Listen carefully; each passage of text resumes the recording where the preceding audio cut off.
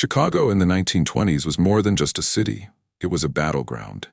A sprawling metropolis built on industry and ambition. But underneath it all, corruption festered like an open wound.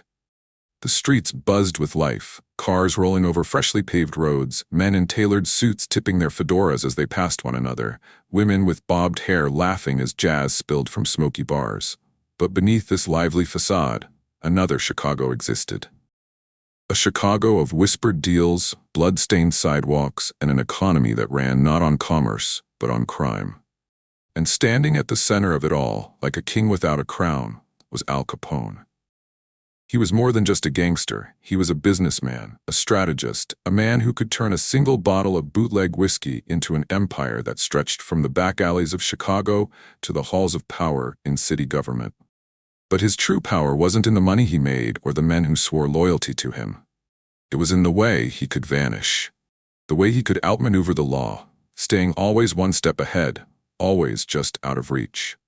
To the untrained eye, it seemed like luck. But Capone's luck was no accident. It was carefully engineered, built into the very structure of Chicago itself. Because while the police patrolled the streets above, Capone controlled the world below.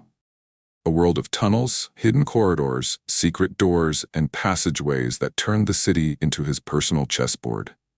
These tunnels weren't just myths or the stuff of gangster folklore. They were real. Some carved into the basements of old hotels, others snaking beneath speakeasies and warehouses, stretching from one end of the city to the other, like veins in a living body. Some tunnels were narrow, barely wide enough for a man to slip through in the dark.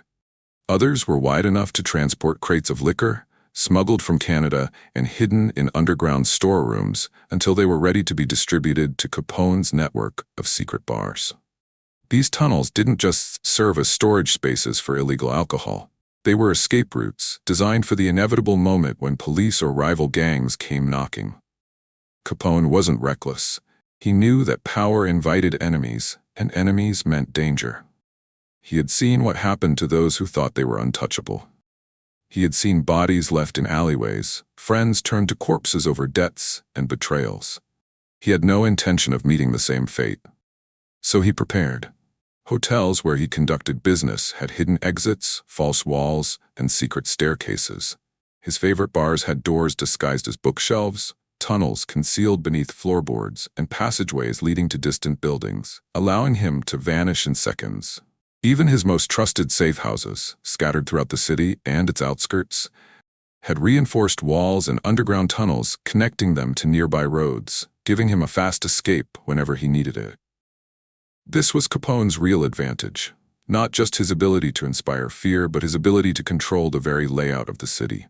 Every move was calculated, every location chosen with intent. And when the police thought they had him cornered, when federal agents stormed a hotel or a warehouse expecting to finally bring down the most powerful man in Chicago, he was gone, as if he had disappeared into thin air. For years, this underground empire remained a well-kept secret. But secrets don't stay buried forever. Even today, rumors persist. Construction workers have stumbled upon bricked-up passageways in old buildings, doors that lead to nowhere, forgotten tunnels hidden beneath the streets. Some believe that parts of Capone's network are still intact, hidden beneath layers of dust and time, waiting to be rediscovered. But the truth is, we may never know just how deep Capone's web truly ran.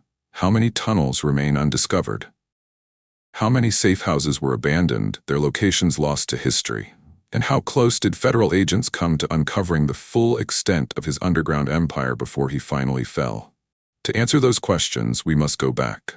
Back to a time when Chicago was gripped by Prohibition, when the thirst for alcohol fueled a war between lawmen and criminals, and when Al Capone was the most powerful and most elusive man in the city. This is the secret world of Al Capone. To understand why Al Capone built an underground empire beneath the streets of Chicago, we must first understand the world he ruled above them. The year was 1920. The United States had just entered a new era, one that promised morality, discipline, and an end to the so-called vices that had plagued the nation. The Volstead Act had been passed, and with it, the production, sale, and transportation of alcohol were made illegal. The government believed that this bold experiment, known as Prohibition, would cleanse society, that it would bring an end to crime, drunkenness, and corruption. But they had made one fatal miscalculation. They had underestimated just how much the American people loved to drink. From the working-class laborer looking to unwind after a long day to the wealthy businessman entertaining clients over dinner, alcohol had been woven into the fabric of American life. And just because the law had changed didn't mean people were willing to. Overnight, demand for illegal liquor skyrocketed, and the streets of Chicago became a battleground. Whoever could supply alcohol, quietly, efficiently, and without getting caught, would not only make a fortune but would control the city itself.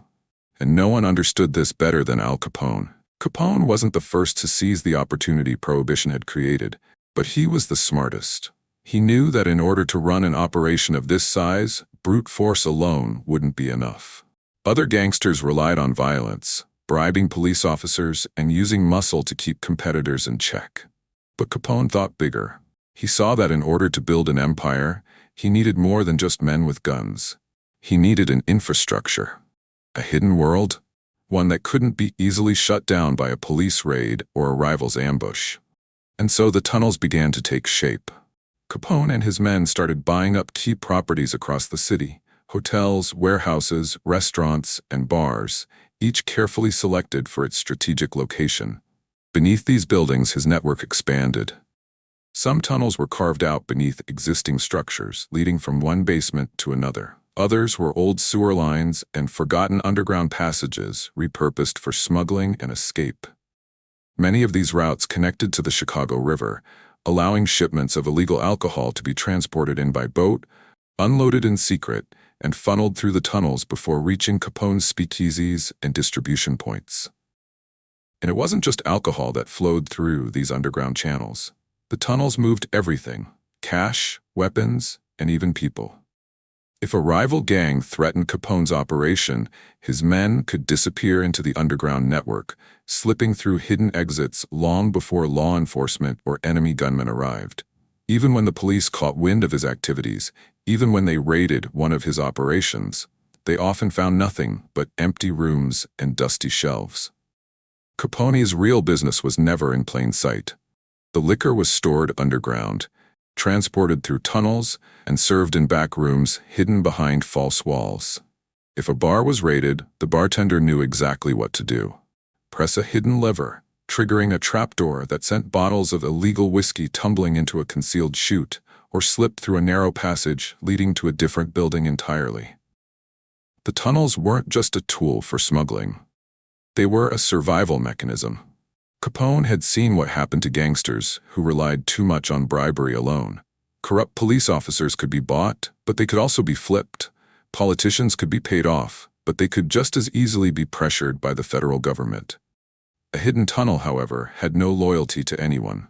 It could not be bribed, it could not be intimidated, it simply existed, allowing Capone to move unseen, untouchable. The sheer scale of this underground network was staggering. Some speakeasies had simple escape routes, one or two tunnels leading to nearby alleyways. Others, like the Green Mill Cocktail Lounge, had sophisticated passageways that stretched beneath multiple city blocks, allowing for fast getaways in case of a raid. But Capone's biggest strongholds, the Metropole Hotel, the Lexington Hotel, the Hawthorne Inn in Cicero, these were more than just safe havens. They were fortified compounds, each with its own hidden rooms, armored doors, and escape tunnels leading to locations miles away. These were the places where Capone could conduct business without fear, knowing that if danger came knocking, he would be gone before anyone even realized he had left. For years, this system worked flawlessly. The authorities knew Capone was behind Chicago's vast bootlegging operation, but they could never catch him in the act. He was always somewhere else, always ahead of them. The tunnels ensured his empire could operate without interruption, even as law enforcement grew more aggressive in their attempts to shut him down. But no empire lasts forever. The bigger Capone's operation became, the harder it was to keep hidden. The tunnels that once provided safety began to leave a trail. The speakeasies, no matter how well concealed, couldn't remain secret forever. And as the federal government set its sights on Capone, the walls of his underground empire began to close in. The hidden world beneath Chicago was built to make Capone untouchable. But in the end, it wasn't a police raid, a rival gang, or even the tunnels themselves that brought him down. It was something far simpler. Numbers on a ledger. And a man named Elliot Ness. But before Capone's empire crumbled, before the secret tunnels fell silent, they would play a role in some of the most daring escapes, deadly conflicts, and legendary moments in organized crime history. And it all started beneath the streets of Chicago, in the darkness where power moved unseen. Chicago's skyline stretched high above, a city teeming with life. But beneath its surface, a different world existed. One designed not for the citizens walking its streets, but for a man who ruled them from the shadows. The tunnels beneath Chicago weren't accidents of history. They weren't old, abandoned paths repurposed for crime. They were deliberate, intentional. A carefully crafted labyrinth that gave Al Capone what no other gangster of his time had: absolute control over his movements. While law enforcement patrolled the streets above, Capone's men operated below. Beneath the Metropole Hotel, beneath the Lexington Hotel, beneath the countless speakeasies and safehouses that dotted the city, passageways twisted and turned through the darkness, linking one stronghold to another. To the outside world, Capone was just another wealthy businessman, living lavishly in expensive hotels, hosting extravagant parties. But few understood the hidden architecture of his empire. How each of these locations was more than just a place to conduct business or enjoy a drink. They were fortresses. They were designed to keep him untouchable. And nowhere was this system more effective than in his most well-known stronghold, the Lexington Hotel. To the average Chicagoan, the Lexington was an upscale establishment, a place where politicians and businessmen rubbed elbows with high society. But beneath its polished exterior, the hotel concealed a secret known only to Capone's most trusted men. Hidden passageways, trapdoors, and underground tunnels snaked beneath the floors, forming an intricate escape network that allowed Capone to disappear in an instant. If federal agents stormed the building, he wouldn't be there when they reached his suite. He would already be slipping through the tunnels beneath, making his way to a different location, perhaps to another building, perhaps out of the city entirely. One such tunnel led from the Lexington to a nearby building across the street, a feature Capone had personally overseen. Another extended even farther, connecting the hotel to a nearby warehouse, allowing him to vanish without a trace if the situation demanded it. The tunnels were narrow and dark, built for speed rather than comfort, but they were effective. When the law closed in, Capone never had to run down an alley or hide in a crowd. He simply walked through his city's veins, unseen, untouchable. The tunnels weren't just for escape, they were also for business. Some led to secret meeting rooms, where Capone would gather his top men to plan their next moves. Here, beneath the surface, he discussed shipments of illegal liquor, coordinated bribes to keep police officers silent, and decided the fates of those who had crossed him. It was in these hidden chambers that some of the city's most important deals were made, and where some of its darkest orders were given. And then there were the tunnels that served an even grimmer purpose. Rival gangsters who dared to challenge Capone's authority often found themselves lured into these hidden corridors, only to meet an end in the shadows, where no one would ever find them. Some of the tunnels beneath Capone's strongholds led to soundproofed rooms, places where debts were settled, where warnings were sent, where bodies disappeared without a trace. The Chicago River, which flowed just blocks away from some of Capone's operations, was often the final destination. Many who entered these tunnels never returned. But the most famous and most feared of all Capone's secret pathways were those beneath his headquarters in Cicero. Cicero wasn't just a suburb of Chicago, it was a city within a city, a place where Capone's influence was absolute. He controlled the police, he controlled the government, he controlled the streets, and deep beneath them, he controlled a hidden network of passageways that allowed him to move unseen. One tunnel, it was said, led from the basement of the Hawthorne Inn, Capone's infamous Cicero headquarters, all the way to a nearby brothel, allowing him to escape or simply indulge in his vices without risk. Another, according to rumors, stretched for miles, connecting multiple buildings in the area, giving Capone an instant exit no matter where he was. Some who worked for Capone claimed he could walk into a building at one end of Cicero and emerge at the other without ever stepping outside. But these tunnels weren't just about secrecy. They were about control. In a world where power was measured in violence, information, and the ability to vanish at a moment's notice, Capone had created something no other gangster of his time had. A city within a city, hidden beneath the feet of those who hunted him. The police could raid his buildings, they could storm his hotels, they could search his warehouses. But time and time again, they found themselves looking at empty rooms, cold cigars still smoking in the ashtrays, the scent of whiskey lingering in the air. Capone had been there. But he was gone now. And so the legend of his secret tunnels grew. Construction workers in later decades would stumble upon bricked-up passages, doors that led to nowhere, staircases that stopped abruptly at solid walls. Some of these tunnels had been sealed by Capone himself, as he abandoned old locations for new ones. Others had simply been forgotten, left to collect dust in the underbelly of Chicago.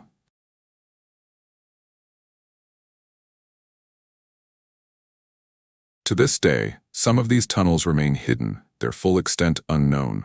Were they truly as vast as the rumors claimed? Did Capone have escape routes stretching all the way to the outskirts of the city? Or was this just another carefully crafted illusion, designed to keep his enemies guessing? One thing was certain. When Capone ruled Chicago, he ruled it from the shadows, from the depths, from the tunnels that made him untouchable. But even the deepest tunnels couldn't protect him forever. Because while Capone had spent years perfecting his ability to escape, the forces closing in on him were patient, methodical, and relentless. And as the government's hunt intensified, his underground empire would soon face a challenge it could not outrun. The tunnels had saved him before, but could they save him one last time? The Green Mill Cocktail Lounge sat quietly on the north side of Chicago, its neon glow flickering against the night. To the casual observer, it was just another speakeasy, a place where laughter and jazz drowned out the weight of Prohibition. But to those who knew the city's underworld, the Green Mill was something more. It was a lifeline, a sanctuary, and for Al Capone, it was a carefully guarded piece of his hidden empire. The club's owner, Machine Gun Jack McGurn, was one of Capone's most trusted enforcers, a man whose name alone struck fear into the hearts of rival gangs. McGurn had turned the Green Mill into a stronghold, ensuring that the club was always friendly to Capone's operations. The musicians played on his dime, the bartenders served his liquor, and the back rooms belonged to his men. But it wasn't the club's music or its clientele that made it so valuable. It was what lay beneath it. Beneath the polished wood floors and the smoky booths, a hidden tunnel twisted its way through the underground, a passage known only to a select few, designed for one purpose: to make men disappear. It was a crisp autumn night when Capone put it to use. The story goes that federal agents had been tipped off, that somewhere inside the Green Mill, the most wanted man in America was holding court, sipping whiskey in defiance of the law that had made him rich. They moved quickly, surrounding the club before slipping inside, their badges flashing in the dim light. Inside, the party continued. Glasses clinked, laughter rang out, the piano played on. At first, no one noticed the men in dark suits pushing through the crowd, but when one of the bartenders caught sight of them, when he saw the cold, determined eyes scanning the room, he knew. The law was here, and Capone had to go. A signal was sent, a subtle nod, a movement of the hand. Capone, seated in a plush corner booth, leaned back, exhaled slowly, and smiled. He didn't run. He never ran. Instead, he simply stood, straightened his suit, and took a final sip from his glass. Then, without a word, he turned and walked, past the crowded bar, past the flickering candlelight, past the walls that held the secrets of 1,000 whispered deals. And then, he was gone. By the time the agents reached his booth, there was nothing but an empty seat and a half-smoked cigar resting in the ashtray. Confusion spread through the room. He had been there. Everyone had seen him. But now? Nothing. The agents tore through the club, questioning patrons, shoving through the back rooms, searching for any sign of the man they had come to capture. But the bartender shrugged, The waitresses played dumb. The musicians never missed a note. Meanwhile, beneath their feet, Capone moved through the darkness. The tunnel beneath the Green Mill was one of the many escape routes built into his empire. A narrow, low-ceilinged passage that stretched from the basement of the club to an unmarked exit blocks away. It had been carved out for moments like this, for nights when the law came knocking a little too hard. As Capone made his way through the underground, his men followed in silence. He knew these tunnels better than anyone, had walked them in his mind 1,000 times. Every twist, every turn, every hidden doorway was mapped in his memory. The air was damp, the walls rough, but none of it mattered. What mattered was that the agents above would never find him. Minutes passed. Then, a door creaked open onto a quiet alley. Capone stepped into the cool night air, adjusting his tie as if nothing had happened. A car idled nearby, its engine low and steady. Without breaking stride, he climbed inside, closing the door just as the driver pulled away, slipping into the maze of Chicago's streets. Back at the Green Mill, the agents were still searching, but Al Capone was already gone. It was escapes like these that fueled the legend. Stories whispered in dark corners of how Capone could never be caught, how he moved like a ghost through the city, always one step ahead. The tunnels weren't just a convenience. They were a statement, a message to anyone who thought they could bring him down. You could raid his speakeasies, you could chase him through the streets, but you would never find him, not unless he wanted to be found. For now, the Green Mill's tunnel had done its job. The agents had come with handcuffs, but they left with empty hands. And in the days that followed, the story would spread, of how Capone had vanished right beneath their noses, how he had outsmarted them once again. But even as he lit another cigar in the safety of his hideout, even as he laughed at the frustration of the law, Capone knew something that the rest of the world did not. The escapes were getting harder, the pressure was building, and no tunnel, no matter how deep, could hide him forever. Because the men hunting him weren't just chasing a gangster anymore, they were chasing a myth, and they were determined to make it disappear. The Lexington Hotel towered over the south side of Chicago, its red brick walls hiding more than just luxury rooms and bustling lobbies. To the public, it was a grand establishment, a place where businessmen met, where travelers stayed, and where deals were made over stiff drinks. But to those who lived in the underworld, the Lexington was something else entirely. It was Al Capone's fortress. From the moment he set foot inside, the hotel became more than just a home. It became the beating heart of his empire. And beneath its floors, beneath the feet of unsuspecting guests, a hidden world existed. A world of tunnels, secret passageways, and reinforced rooms designed to protect the man who ruled Chicago's streets. No one got close to Capone unless he allowed it. Security was airtight. The hotel was filled with his men, loyal enforcers stationed at every entrance, every hallway, every floor. Armed guards patrolled the corridors. Lookouts watched the streets from the windows above, their eyes scanning for anything out of place. If a car lingered too long, if a stranger asked too many questions, word would reach Capone before the threat even had a chance to materialize. But the real power of the Lexington wasn't in the muscle, it was in the escape routes. Beneath the hotel, a series of tunnels snaked through the ground, connecting the building to a web of safehouses, warehouses, and secret exits that only Capone's most trusted men knew about. One of these tunnels led directly to a neighboring building, a quick escape route in case of a sudden raid. Another extended beneath Michigan Avenue, stretching for blocks, its final exit unknown to all but a select few. The walls were thick, the pathways narrow, designed for speed, for survival. In the event of a police raid, Capone could disappear in seconds, leaving behind only a room filled with unanswered questions. And then there was the vault. Buried deep within the Lexington's basement, behind layers of steel and concrete, lay one of Capone's most closely guarded secrets. A vault said to contain the lifeblood of his empire. Ledgers, money, evidence of the bribes that kept the city in his pocket. Some claimed it held millions in cash, the spoils of bootlegging and racketeering stacked in neat piles, waiting for the day when Capone might need to vanish for good. But no one knew for sure, because no one, not even his closest allies, had ever seen inside. Federal agents had long suspected the vault's existence. They had raided the Lexington before, storming its halls, tearing through its rooms, searching for any trace of the man who controlled the city's illicit wealth. But time and time again, they found nothing. Because by the time they arrived, Capone was already gone. The tunnels had saved him before. The walls had protected him. The security had kept his enemies at bay. But deep down, Capone knew that even the strongest fortress had its weaknesses. The law was closing in. The headlines were getting bolder. The government was no longer just trying to disrupt his operations.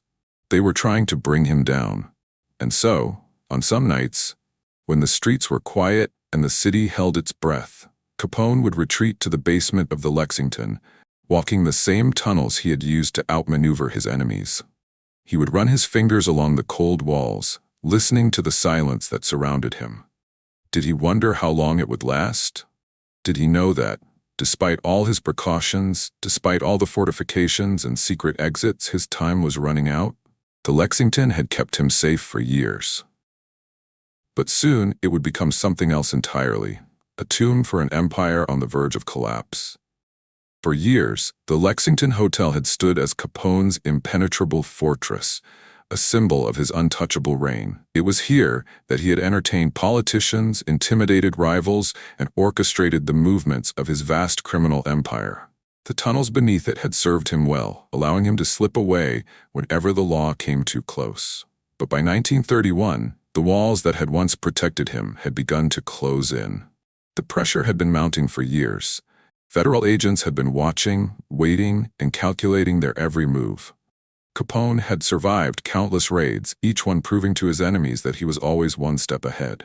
But now, the game had changed. The government wasn't just sending local police to storm his speakeasies or disrupt his liquor shipments. They were coming for him in a way he had never expected. Not with bullets, but with numbers. Tax evasion. It seemed almost laughable at first. A man responsible for hundreds of murders, for smuggling operations worth millions, for bribing judges and controlling elections. Yet the charge that finally stuck wasn't for violence or corruption, but for unpaid taxes. Capone had always believed in the power of money, that it could buy silence, buy protection, buy loyalty. But what he failed to realize was that money left a trail, a paper trail that the federal government had been following for years. The very fortune that had made him powerful was now being used to bring him down. And this time, no tunnel could save him. On June 5, 1931, federal agents arrived at the Lexington with a warrant. But they weren't looking for liquor or weapons. They weren't searching for secret rooms or hidden safes. They had come for Capone himself. There were no gunfights, no desperate escapes through the tunnels beneath. The man who had spent a decade outmaneuvering the law simply walked out the front doors of his empire, flanked by his lawyers, his expression unreadable. The crowd outside murmured in disbelief. The press captured the moment. Al Capone, the King of Chicago, was no longer untouchable. Inside the Lexington, his men sat in stunned silence. For years they had guarded this building like a fortress, believing that no one could ever take their boss down. But now, for the first time, the halls felt empty.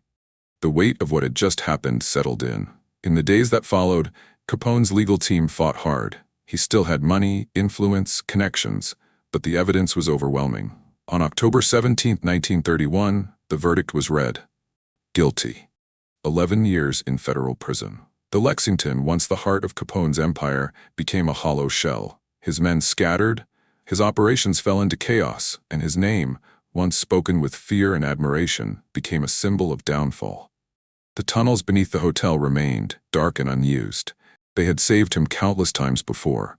But in the end, they had only delayed the inevitable. The King of Chicago had built his empire in the shadows, and now the shadows had abandoned him. The Lexington Hotel still stood, but it was no longer Capone's fortress. The hallways that had once echoed with the voices of gangsters, the clinking of whiskey glasses, and the hushed whispers of backroom deals, now sat in eerie silence. The enforcers who had guarded every door were gone. The phone lines that once connected Capone to the heartbeat of his empire had gone cold. Outside, the streets of Chicago moved on. The headlines had shifted. The man who had once owned this city was now locked away in a federal prison, far from the world he had once controlled. And yet, in the dark corners of the Lexington, his presence still lingered. Some of his men remained for a while, loyalists waiting for orders that would never come. They gathered in the rooms where Capone had once sat, where he had held court like a king, hoping that somehow he would return. But without their leader, the organization began to crumble. The alliances that had held his empire together fractured, and soon new forces emerged to claim the territory he had left behind. The tunnels beneath the Lexington, once the lifeline of Capone's operations, became nothing more than relics of a bygone era. Dust settled over the hidden passageways. The carefully constructed escape routes led nowhere. There was no one left to use them. And yet, the legend persisted. Even as Capone sat behind bars, rumors swirled through the city. Stories of hidden treasures, of ledgers that contained the names of every official he had bribed, of caches of money buried deep beneath the streets of Chicago. Some whispered that Capone had left behind a final secret, one last escape plan, a hidden fortune waiting for the day he would walk free. Treasure hunters searched. Federal agents investigated. But whatever secrets Capone had buried within the Lexington and its tunnels, they remained hidden. The city had changed. The Prohibition era had ended, and without Capone's iron grip, Chicago's underworld had become something new. The power struggles that followed were brutal, his former rivals tearing each other apart to claim what was left of his empire. But no one would ever rule the city the way Capone had.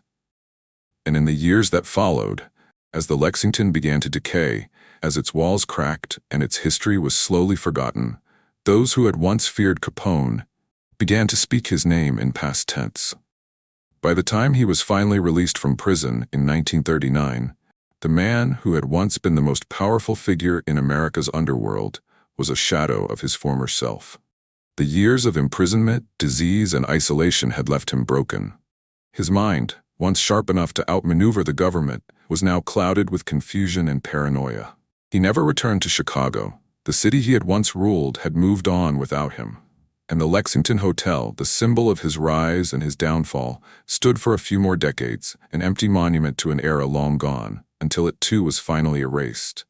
In 1995, the building was demolished, its bricks reduced to rubble, the tunnels beneath it buried, lost beneath the streets of Chicago, just like the man who had built them. Capone's reign had ended, but the legend? That would never die. The empire of Al Capone did not crumble overnight. Even with their leader behind bars, the remnants of his organization clung to power, desperately trying to hold on to what he had built.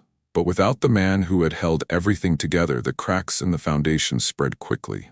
Capone had ruled through a combination of fear, charisma, and ruthless efficiency. His name alone could make rivals think twice before making a move.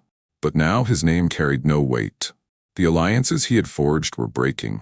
The rivalries he had once kept at bay were boiling over, and the men who had once sworn loyalty to him were now out for themselves. Chicago, once unified under a single criminal empire, fell into chaos. New faces emerged, eager to take what was left of Capone's operation. The outfit, the name given to his organization, struggled to maintain control, but without his leadership, the power vacuum was impossible to ignore. Gangland assassinations became common once again, as former allies turned into bitter enemies. The tunnels that had once served as Capone's secret lifeline became obsolete. His successors had no need for them.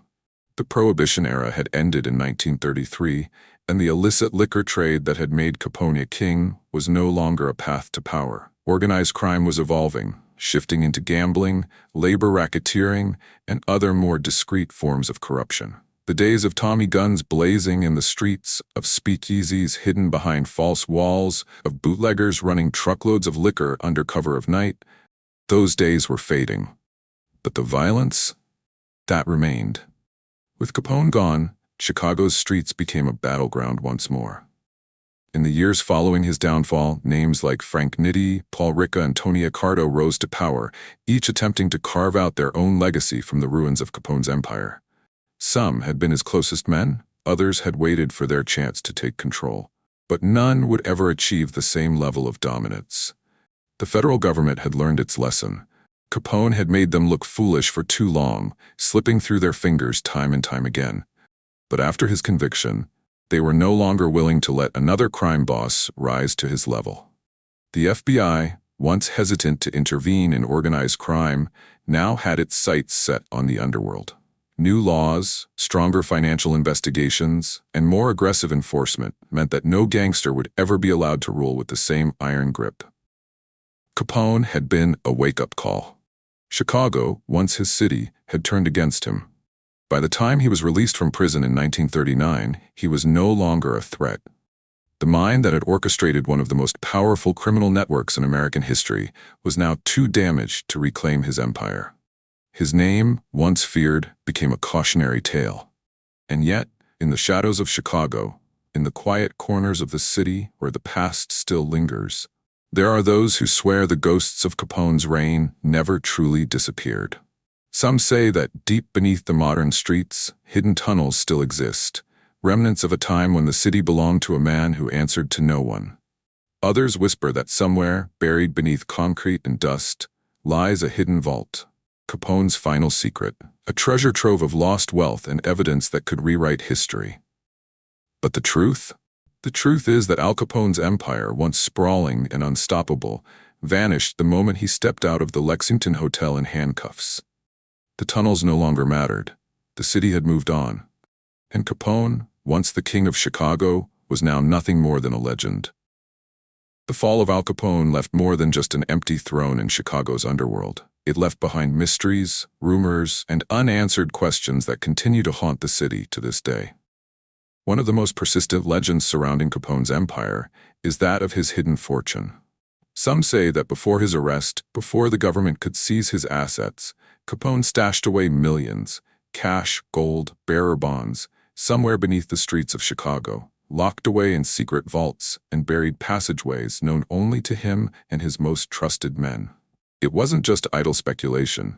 Even during his trial, federal agents scoured his financial records, trying to account for the staggering amounts of wealth he had accumulated during Prohibition. By some estimates, his empire had earned over $100 million, an unfathomable sum for the time. Yet when the government came to collect, when they moved to seize his properties and accounts, much of it was missing. Where had it gone? Capone himself never gave an answer. But whispers among his former associates suggested that he had always planned for the day when the law would come knocking, that he had used his underground tunnels not just for smuggling and escape, but for something else: concealment. One of the most famous theories revolves around a supposed hidden vault beneath the Lexington Hotel. For decades, rumors persisted that Capone had built a secret chamber somewhere within the hotel's foundation, a place where he could store not just money, but evidence, ledgers, blackmail material, records of payoffs that could bring down politicians and law enforcement officials alike. In 1986, the world held its breath as this theory was put to the test. Television host Geraldo Rivera led a live broadcast excavation into what was believed to be Capone's lost vault, a moment hyped as the greatest archaeological discovery in crime history. Millions tuned in as crews drilled into the underground chamber, waiting for the moment when the doors would swing open to reveal the lost riches of America's most infamous gangster. What did they find? Nothing. Dust. Rubble. A few empty bottles. The vault, if it had ever held anything, had long since been cleared out.